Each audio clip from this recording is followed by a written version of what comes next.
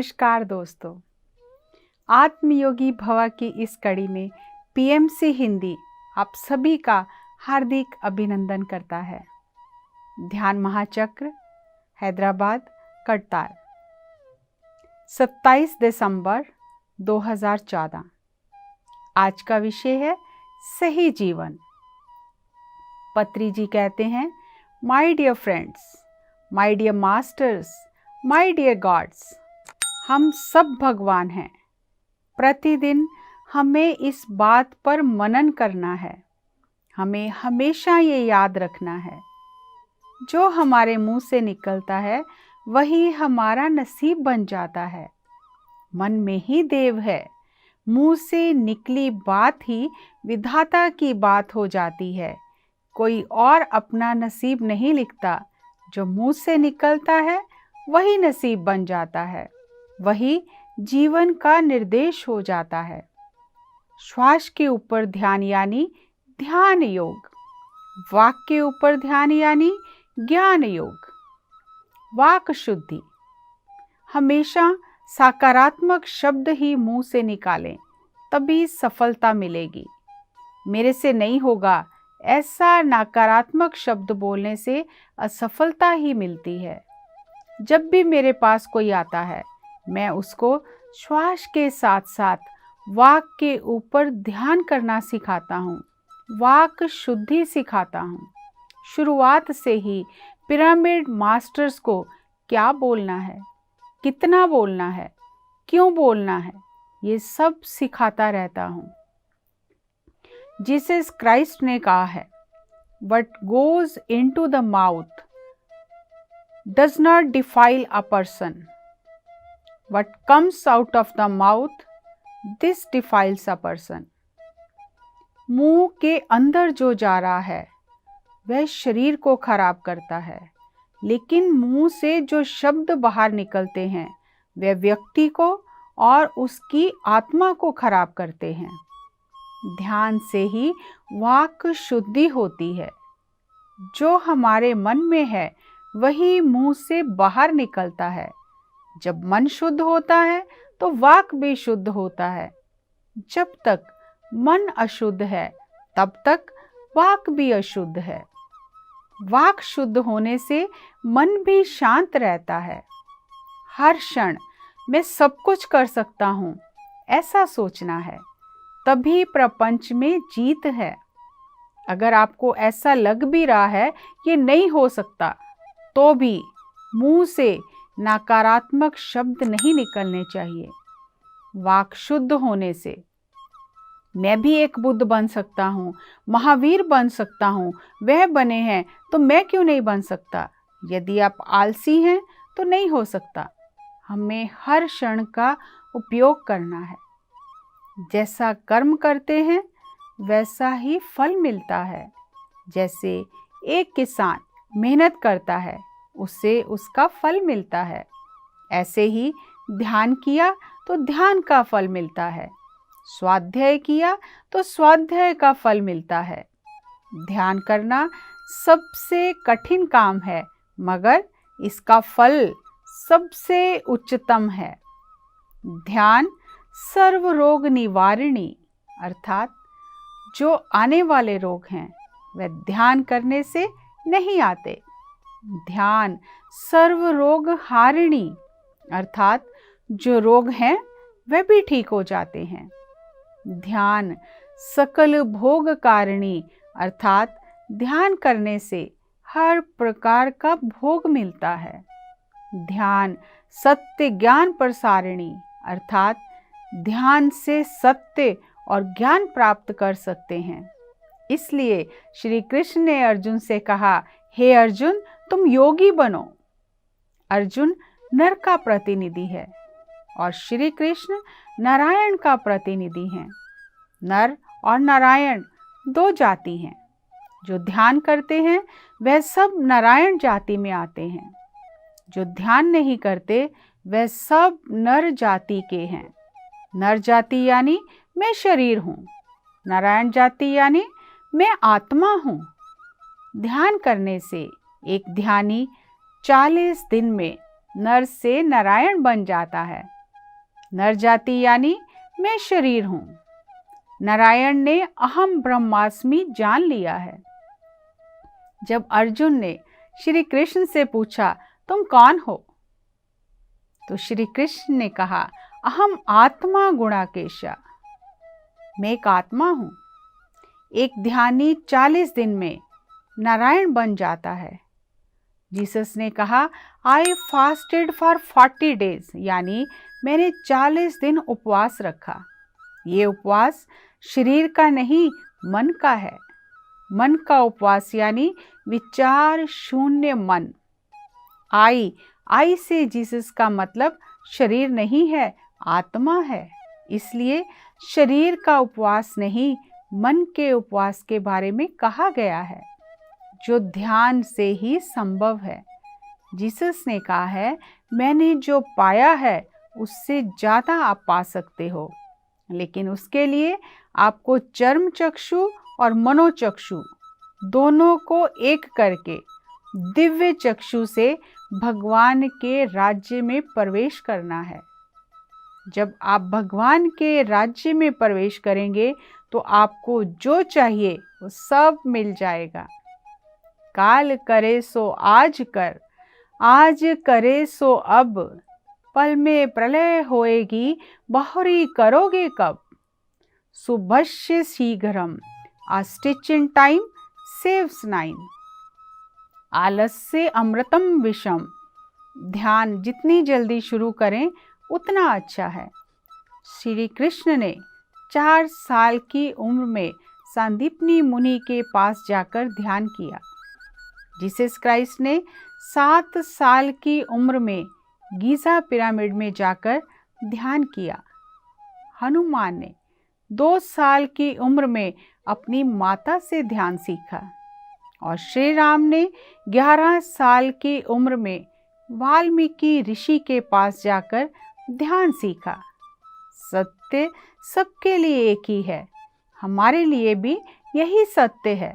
ध्यान हर एक के लिए अति आवश्यक है।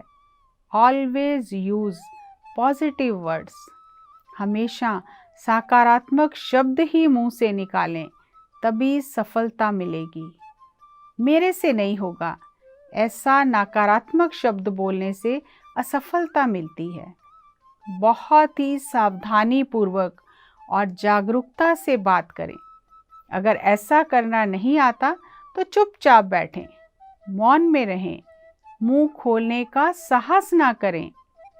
अगर तबला, सितार या वायलिन बजाना नहीं आता तो सितार, तबला और वायलिन को छुएं भी ना। ये अत्यंत पवित्र वाद्य हैं। सितार देव समान है। अगर आपने सीखने का ठान लिया तो सीख कर ही बजा सकते हैं। मैं अपनी बांसुरी किसी को भी छूने नहीं देता। वायलिन, सितार, तबला, बांसुरी अत्यंत पवित्र हैं। सीखे बिना आप इन्हें नहीं बजा सकते। सीखने के लिए आपको अपना पूरा जीवन समर्पित करना है, तभी बजा सकते हैं। इसी तरह हमारा मुंह भी एक पवित्र वाद्य है, उसका भी सही उपयोग करें। अगर बात करनी नहीं आती तो ना करें, नहीं तो अपस्वर ही निकलेंगे। जैसे अगर सितार बजाना नहीं आता तो अपस्वर ही निकलेंगे। वायलिन बजाना नहीं आता तो अपस्वर ही आएंगे। तबला बजाना नहीं आता तो ध्वनि आएगी, लेकिन अपस्वर ही निकलेंगे। इसी तरह से बात करना नहीं आता तो अपस्वर ही आएंगे। किसको बात करने का हक है? केवल एक बुद्ध को ही बात करने का हक है। उसके पास बुद्धि है, वह जानता है कि कैसे बात करनी है। अगर बुद्धि नहीं, ध्यान साधना नहीं, तो मुंह से जो भी निकलेगा अपस्वर ही होगा। अगर बुद्धि नहीं है तो मूर्खतापूर्ण बातें ही करेंगे। बुद्धि नहीं है, ज्ञान नहीं है, बुद्धत्व नहीं है, ध्यान साधना नहीं है, तो मुंह से अपस्वर ही निकलेंगे। हम बोलते ही रहते हैं, कुछ भी पता नहीं, फिर भी हमेशा बात करते रहते हैं। हमेशा याद रखें, to speak properly is extremely difficult. सही तरह से बात करना अत्यंत कठिन है। जिसको आत्मज्ञान नहीं, उसे चुपचाप सुनना है। एक शेक्सपियर को ही बात करने का हक है। जिस प्रकार बिस्मिल्लाह खान की शहनाई से अपस्वर नहीं निकलते, उसी तरह कालिदास के मुंह से भी अपस्वर नहीं निकलते। अगर आपको इस तरह बात करना नहीं आता तो मौन में रहें। वायलिन बजाना नहीं आता तो ना छुएं, ये पाप है। जो सत्य को जाना है, जो ध्यान साधना में है, जिसके सभी चक्र खुले हैं, जिसका दिव्य चक्षु उजागर है, जिससे दिव्य ज्ञान है, जिसके अंदर विनय है, वही सही से बात कर सकता है। एक रमण महर्षि ही सही बात कर सकता है। एक बार एक व्यक्ति रमण महर्षि के पास गया। रमण महर्षि ने पूछा, तुम कौन हो? तो उसने अपना नाम बताया। फिर रमण महर्षि ने पूछा, तुम कौन हो? उस व्यक्ति ने दोबारा अपना नाम बताया और अपने गांव का नाम बताया। फिर रमण महर्षि ने पूछा, तुम कौन हो? तो व्यक्ति ने बताया, मैं इस गांव का सरपंच हूँ, वैश्य कुल से हूँ। और पूछने पर अपना नाम और कहाँ से आया हूँ ये बताया। रमण महर्षि ने पूछा, तुम कौन हो? इसका समाधान है, मैं शरीर नहीं आत्मा हूँ। जब तक मैं आत्मा हूँ, शरीर नहीं, ये नहीं जाना, तब तक आपको अपने बारे में कुछ भी पता नहीं है। अगर आप खुद के बारे में नहीं जानते तो दुख में हैं। रमण महर्षि ने ये जान लिया है। तुम कौन हो ये पूछने पर बताना है, स्वामी जी मैं आत्मा हूँ। ये सुनकर रमण महर्षि अत्यंत प्रसन्न होंगे और उन्हें आत्मसंतोष होगा। हम सब आत्म पदार्थ हैं।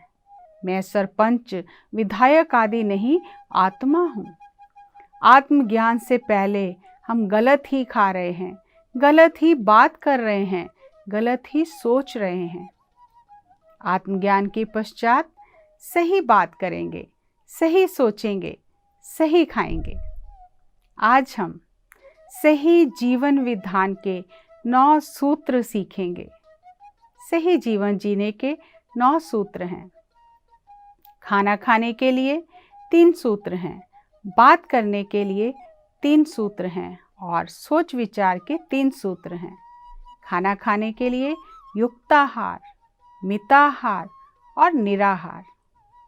बात करने के लिए युक्त भाषण, मित भाषण और निर्भाषण। सोचने के लिए युक्त योजना, मित योजना और निर्योजना। युक्ताहार यानी जो खाना है वह नहीं खा रहे और जो नहीं खाना वह खा रहे हैं, तो ये युक्त आहार नहीं है। जो मांसाहार कर रहे हैं वे युक्ताहार नहीं कर रहे। जो नहीं खाना वे खा रहे हैं। जो मांसाहार कर रहे हैं, मुर्गी, मछली, बकरी को खा रहे हैं, वो मूर्ख हैं। ये युक्ताहार नहीं है। जो नहीं खाना वे खा रहे हैं। युक्ताहार शाकाहार है। मिताहार यानी जितनी भूख है उतना ही खाएं, जरूरत से ज़्यादा ना खाएं। 3 इडली की भूख है तो 2 ही खाएं। निराहार यानी एक दिन उपवास भी रखें, कुछ ना खाएं। महात्मा गांधी सप्ताह में एक दिन उपवास रखते थे। लंघनम परम औषधम। शरीर में कोई भी बीमारी है तो खाना बंद करें, शरीर अपने आप ठीक हो जाएगा। कुछ और करने की ज़रूरत नहीं है। लंबा जीवन जीने के लिए ज़्यादा खाना ज़रूरी नहीं है। कम खाएं, उत्तम खाएं। आप लंबे समय तक जीवित रहेंगे। बीपी, कैंसर सब चला जाएगा। खाना बंद करें, शरीर वज्रकाय हो जाएगा। The less you eat, better it is for you. The less you eat, your body will be healthy. Bhagavad Gita में जो लिखा है, ऐसा जीवन अगर हम जी नहीं सकते तो हम मूर्ख हैं। मुर्गी, मछली, बकरी को मार कर खा रहे हैं, अत्यंत अयुक्त है, दरिद्र है। मिताहार यानी जलेबी बहुत अच्छी लगती है तो क्या खाते ही जाएंगे? नहीं, जितना ज़रूरत है उतना ही खाएं। युक्त भाषण, जो बात करनी है, जब करनी है, जितनी करनी है उतनी ही बात करें। घर की बात बाहर या ऑफिस में ना करें और ऑफिस की बात घर पर ना करें। ये युक्त भाषण है। आपका भाषण हमेशा युक्त होना चाहिए। मित भाषण, हर किसी को अपनी बात बहुत प्रिय है और दूसरे की बात अप्रिय लगती है। मेरी ही बात मधुर है, हर कोई अपनी ही बात करते रहना चाहता है। क्योंकि माइक दिया है इसलिए ज़्यादा बात नहीं करना। जितना बोलना है, जब बोलना है उतना ही बोलें। महात्मा गांधी जी सप्ताह में एक दिन मौन रखते थे। निर्भाषण, सप्ताह में एक बार मौन रखें। मेहर बाबा पूरा जीवन मौन में रहे। हम निरंतर बोलते ही रहते हैं। वायलिन और सितार बजाना नहीं आता, फिर भी बजा रहे हैं। अंग्रेजी में एक कहावत है, Where angels fear to tread, fools rush in. जहाँ देवदूत भी जाने से डरते हैं, मूर्ख व्यक्ति वहाँ दौड़ कर जाते हैं। युक्ताहार, मिताहार, निराहार। युक्त भाषण, मित भाषण, निर्भाषण। युक्त योजना, मित योजना, निर्योजना। यानी ऑफिस में बैठकर घर के बारे में ना सोचें और घर में बैठकर ऑफिस के बारे में ना सोचें। जहाँ पर हैं वहीं के बारे में सोचें। Out of site, out of mind. दृष्टि से ओझल, मन से ओझल। जब वहाँ से हट जाएं तो उसके बारे में सोचना बंद करें। जहाँ पर शरीर है, मन भी वहाँ पर हो। योग यानी जहाँ शरीर हो, मन भी वहीं पर हो। मन भी वर्तमान क्षण में रहे, शरीर को छोड़कर इधर उधर ना भागे। वियोग ही दुख का कारण है। जहाँ शरीर है, मन वहीं हो। जहाँ पर है वहीं के बारे में सोचें। जब ज़रूरत है तब सोचें। शरीर घर में है, मन ऑफिस में है। मन ऑफिस में है, शरीर घर पर है। तो ये वियोग है। जहाँ शरीर है, मन भी वहीं पर हो। हैदराबाद में है तो हैदराबाद के विषय में सोचें। कैलाशपुरी में है तो कैलाशपुरी के बारे में सोचें। बीच में शून्य स्थिति में रहें, कुछ भी ना सोचें। ये वियोग ही दुख का कारण है। योग आनंद का कारण है। मन और शरीर साथ साथ हों। Where there is body, the mind should be present. एक बार रास्ते में मेरा एक दोस्त बहुत सालों बाद मिला। उसके चेहरे पर बहुत चिंता थी। मैंने उससे पूछा, क्या बात है?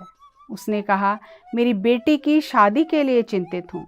शादी में लाखों रुपया दहेज देना पड़ता है। मैंने हैरान होकर पूछा, बेटी कितने साल की है? उसने कहा, 3 साल की। अगर उनकी बेटी 16 या 17 साल की हो तो सोच सकते हैं, लेकिन इतनी छोटी बेटी को लेकर इतनी चिंता कर रहे हैं। कुछ लोग तो बच्चा पैदा भी नहीं होता, उसके लिए स्कूल की चिंता करने लगते हैं कि बच्चे को कौन से स्कूल में डालना है। फालतू क्यों सोच रहे हैं?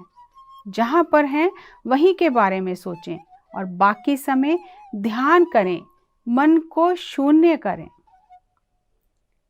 अगर कोई व्यक्ति किसी को मारकर जेल में चला गया और उसे 4 साल की सज़ा मिली, 4 साल बाद उसे रिहा किया जाएगा।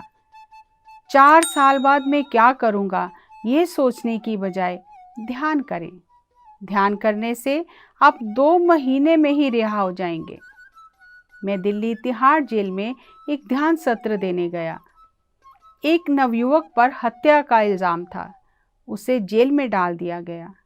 उसे जेल में ही रहना था, लेकिन ध्यान करके वह 2 महीने में वहाँ से छूट गया। फालतू सोच बंद करके ध्यान करें। ध्यान करने से जीवन अत्यंत अद्भुत हो जाएगा। जीवन सही होना चाहिए तो पहले सोच को सही करना है। अयुक्त आहार, अयुक्त भाषण, अयुक्त योजना होने से जीवन सर्वनाश हो जाता है। जीवन में सर्व मंगल होना चाहिए, सर्वनाश नहीं। और सर्व मंगल के ये 9 सूत्र हैं। सही आहार, युक्ताहार, मिताहार, निराहार, युक्त भाषण, मित भाषण, निर्भाषण, युक्त योजना, मित योजना, निर्योजना। जैसे संगीत सीखने के लिए हम संगीत विद्यालय जाते हैं। संगीत विद्यालय जाकर हिंदुस्तानी संगीत, कर्नाटक संगीत आदि सीखते हैं। बिना सीखे संगीत नहीं आता। इसी तरह इंजीनियरिंग कॉलेज में 5 साल पढ़ने के बाद ही डिग्री मिलती है। घर पर बैठने से कुछ नहीं आता। Civil engineer, mechanical engineer, electrical engineer सबके लिए पढ़ना पड़ता है। उसी तरह पिरामिड स्पिरिचुअल सोसाइटीज मूवमेंट में सही जीवन कैसे जीना है ये सिखाते हैं। पिरामिड स्पिरिचुअल सोसाइटीज मूवमेंट में आए बिना सही जीवन कैसे जीना है पता नहीं चलेगा। ये कॉलेज है। जिस तरह कॉलेज जाए बिना संगीत नहीं आता, इंजीनियर नहीं बनेंगे, उसी तरह आध्यात्मिक कॉलेज जाए बिना आध्यात्मिक विज्ञान नहीं आएगा। पिरामिड स्पिरिचुअल सोसाइटीज मूवमेंट आध्यात्मिक कॉलेज है। जब अर्जुन ने श्री कृष्ण भगवान से पूछा, आप कौन हो? तो श्री कृष्ण भगवान ने कहा, अहम आत्मा गुणाकेशा सर्वभूताश्च स्थिता अहम आदिश्च मध्य च भूतानामंता एव चः। श्री कृष्ण ने कहा, अर्जुन मैं आत्मा हूँ, गुणाकेशा, जिसने निद्रा के ऊपर विजय पाई है। जो आत्मज्ञानी नहीं है वह सब नींद में चलने वाले जैसे जीवन जीते हैं। अगर आपने नींद के ऊपर विजय पाई है तभी मेरी बात समझ आएगी। अगर आप नींद में हैं तो आप माया में हैं, तो मेरी बात समझ नहीं आएगी। मैं आदि अंत हर जगह मध्य में भी हूँ। जिस तरह कुछ लोग रात में नींद में चलने लगते हैं, उसी तरह हम सब जीवन में नींद में चलने जैसे जी रहे हैं। We all are sleepwalkers। जिसको आत्मज्ञान नहीं वह सब नींद में चल रहे हैं। मैं कौन हूँ का उत्तर है, मैं आत्मा हूँ। अगर आपका नाम पूछा तो नाम बताना है, और अगर ये पूछा आप कौन हैं तो कहना है मैं आत्मा हूँ, क्योंकि रमण महर्षि ये जानते हैं आप कौन हैं। मित्त योजना, जितना सोचना है उतना ही सोचें। वर्तमान में सोचें, भूतकाल और भविष्य के बारे में ना सोचें। निर्योजना, थोड़ी देर के लिए मन को शून्य करें। फालतू बातें करने से जीवन व्यर्थ हो जाता है। आध्यात्मिक ज्ञान के बिना जीवन नींद में चलने जैसा हो जाता है। जीवन में परिपूर्णता के लिए आध्यात्मिक शास्त्र पढ़ें। ये 9 सूत्र हैं। ये जीवन जीने का विधान है। सही जीवन जीने का विधान है युक्ताहार, मिताहार, निराहार, युक्त भाषण, मित भाषण, निर्भाषण, युक्त योजना, मित योजना, निर्योजना। पत्री जी के इस दिव्य ज्ञान के साथ, सही जीवन जीने के सूत्रों के साथ हम अपने जीवन में कल्याण ही कल्याण कर सकते हैं। हमारा जीवन कल्याणकारी, आनंददायक और स्वस्थ हो जाएंगे। अगली कड़ी में एक नए विषय के साथ फिर आपसे मुलाकात करेंगे। तब तक देखते रहिए PMC चैनल और अपने ज्ञान को बढ़ाते रहिए। नमस्कार, धन्यवाद।